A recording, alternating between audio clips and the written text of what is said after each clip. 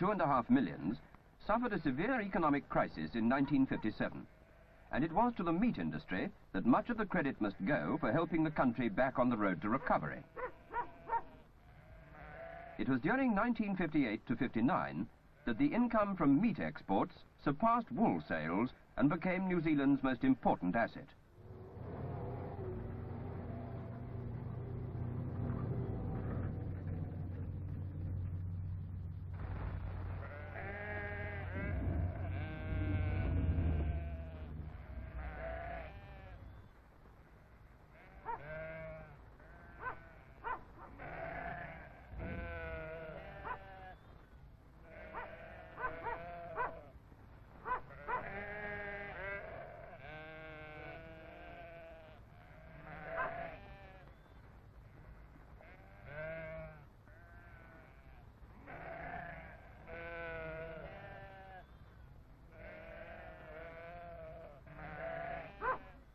Of the country's 49 million sheep and lambs, 21 million are killed every year.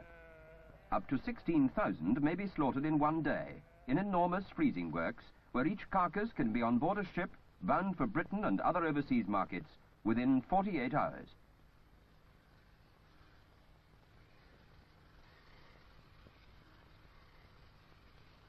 The whole industry has been scientifically geared to the complete utilization of each carcass, and nothing is wasted. All edible offals are exported for the manufacture of pig and poultry food, and inedible parts are processed into fertilizers. In the 80 years since refrigerated ships came into being, New Zealand has become the world's greatest exporter of meat and dairy produce. Its 49 million sheep and 6.5 million cattle provide 90% of its overseas earnings.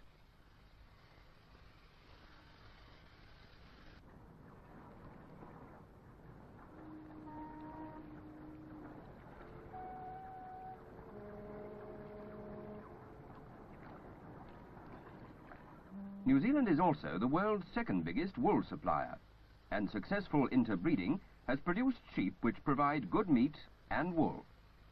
Except for small amounts for domestic mills, all the country's wool is sold overseas. Britain is by far New Zealand's biggest customer, taking just under half the total exports. Exports vital to the country's economy, depending as it does on overseas earnings to pay for imported machinery, consumer goods and raw materials. Second only in export value to meat, dairy farming in New Zealand has benefited greatly from the very high price of cheese, which counterbalanced the guaranteed price to the farmer for his butterfat. For with increased dairy production in Britain and Europe, the demand for New Zealand's dairy products has fallen. There are about 40,000 dairy farms in New Zealand, most of which are between 60 and 120 acres, the majority being in the temperate climate and good rainfall areas of the North Island. Many farmers are share farmers, one farmer owning the land, the other the cattle, and both sharing the proceeds from milk production. Nearly all dairy factories are cooperatively owned, and payments are made on the basis of the milk supply. Small farmers greatly outnumber the bigger landowners, many of whom are restricted by the government from purchasing any more land. This farm, with 100 dairy cattle, covers about 120 acres on North Island. It is typical of the share farmer system, with the government guaranteeing prices for dairy products.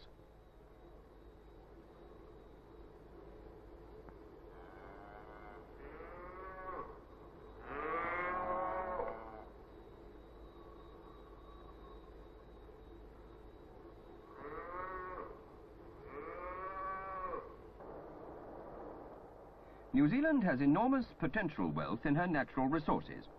Her timber forests are among the greatest in the world, covering vast areas, like this 250,000 acre estate, which was wasteland 30 years ago.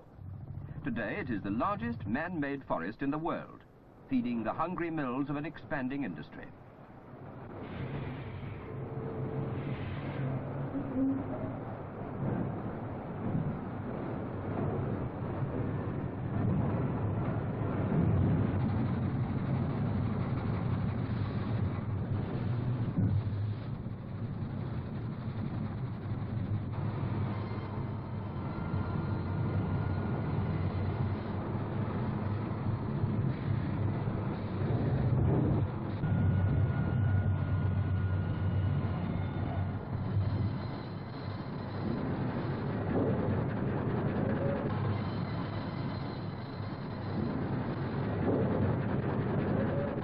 timber also provides the raw material for one of New Zealand's newest industries, pulp for paper making and newsprint.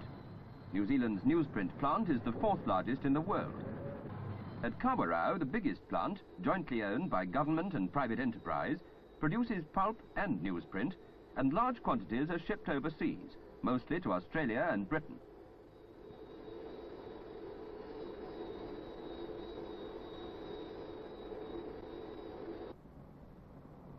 Most industries under trade unionism have a 40-hour week, and some have already begun agitating for an even shorter working week.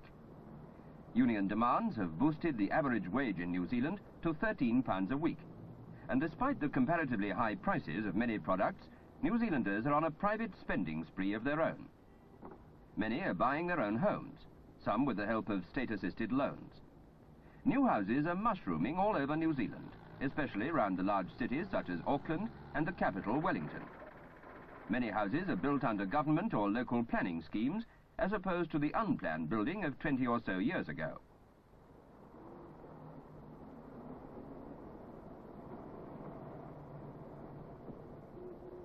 People working in the cities are now moving out to the suburbs, and new motorways and travel services are struggling to cope with the increasing numbers of commuters. Auckland boasts one of New Zealand's proudest achievements, the new harbour bridge, which now cuts the travelling time between the city and the new housing estates.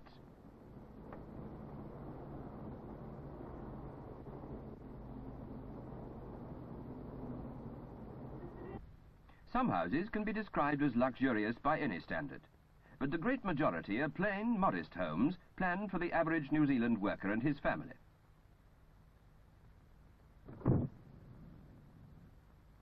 Demand for new houses is high, but despite the cheapness of wood, they are difficult to obtain in the low and medium price range, either to buy or to rent. A two-bedroomed house costs anything from £3,000 upwards, and mortgages for older properties are difficult to arrange. There are still many old houses in New Zealand, often overshadowed perhaps by the new housing estates, but nevertheless in evidence in the towns and cities.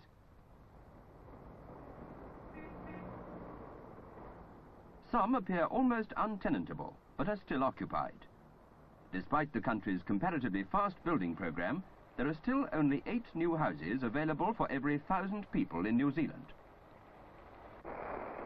New houses need power, and New Zealand, like many other mountainous countries, has enormous potential power in her rivers and lakes. Great hydroelectric projects have harnessed lakes and mountain streams, transforming their power to provide 95% of New Zealand's electricity, which is carried from one end of the country to the other, even to the most remote regions.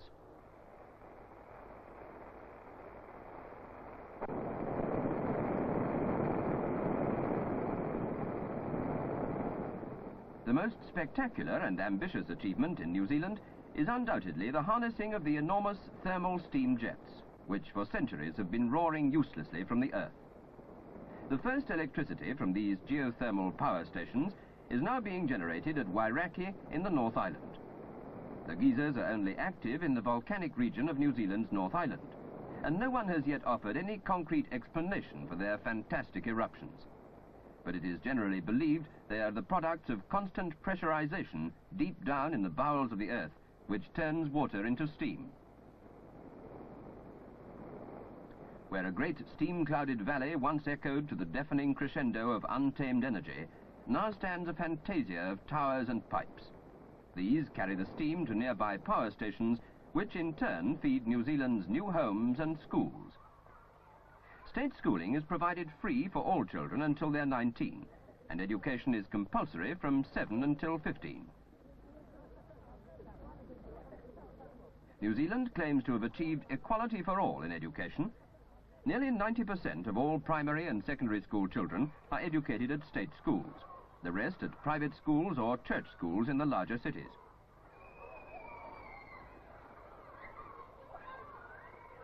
There is also a university in each of the 4 main cities, Wellington, Auckland, Christchurch and Dunedin. All education is interracial, much is co-educational and providing equal opportunities for the Maori population. In some predominantly Maori areas, however, there are some Maori schools. The Maoris have quickly absorbed Western habits and civilization, since European settlement of New Zealand began 150 years ago. At that time, they were living in the Stone Age. Their social organization was on a tribal basis. But as long ago as 1840, New Zealand's first governor proclaimed the Maoris and Europeans equal under law. Although this didn't make the two races one overnight, they are today approaching uniformity both in economy and culture, and one or two Maoris hold important positions in government and industry. Despite their acceptance of Western civilization, however, native Polynesian customs are proudly maintained.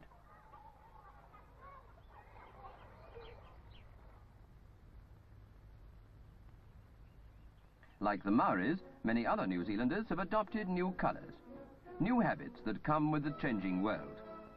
While black-coated youths in tight-fitting trousers roar up Auckland's main street on motorbikes and in dilapidated cars every evening, many people are indulging themselves in other forms of expression or relaxation. New Zealand's fine scenery and sporting facilities make it a tourist's paradise. Yet tourist facilities in New Zealand are constantly under fire. Rigid regimentation of hotel guests irritates foreign visitors. Unimaginative cooking does not improve matters either, when coupled with the restrictions on labour which limit evening dining to 1 hour in practically every hotel. And guests are restricted to their hotels for their food, for the same labour restrictions also apply to outside restaurants, which are compelled to close at 6 o'clock. New Zealand's licensing laws are chaotic, and what is referred to as the 6 o'clock swill is a common sight. When the Labour Party came into power in 1935, after many years in opposition, one of its first acts was to make membership of trade unions compulsory. Today there is practically no unemployment, and New Zealand has been described as paradise. New Zealand workers strongly resent any intrusion into their leisure hours. However, they also resent having to eat Thursday's bread on Monday morning because union restrictions forbid baking at the weekend. Industrialists and others have suggested that union restrictions on working hours are hindering attempts to bring about increased production and better, more competitive prices to overseas buyers. New Zealand desperately needs new industries to compete in world markets. This is particularly important in the light of the projected changes in British economic policy since the common market negotiations in Brussels. The British government has always borne in mind the effect upon New Zealand of Britain's entry into the common market. And of course there has been some relief in New Zealand that the problems which would have arisen have been postponed. The United Kingdom still takes just under half of New Zealand's exports. There is growing concern over the possibility of regulated imports of foodstuffs into Great Britain. Nevertheless, economic ties with Britain remain very strong, and although trade between the two countries has fallen slowly but steadily during the last decade, it must be remembered that many industrial enterprises have been built up with British capital and technical advice. New Zealand must expand her economy further if she is to recover fully her own internal prosperity, to offset the present uncertainty of markets for her agricultural products. Of the country's 49 million sheep and lambs, 21 million are killed every year. Up to 16,000 may be slaughtered in one day, in enormous freezing works, where each carcass can be on board a ship bound for Britain and other overseas markets within 48 hours.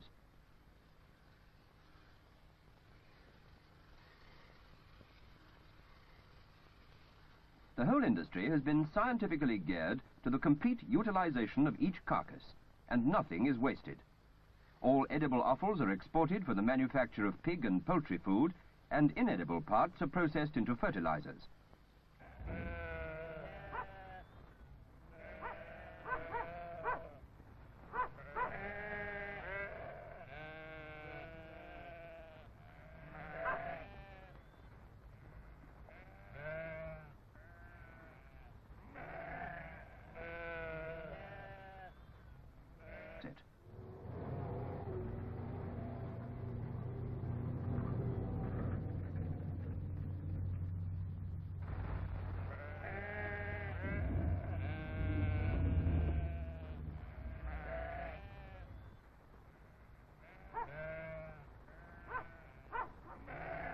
$2.5 million suffered a severe economic crisis in 1957, and it was to the meat industry that much of the credit must go for helping the country back on the road to recovery.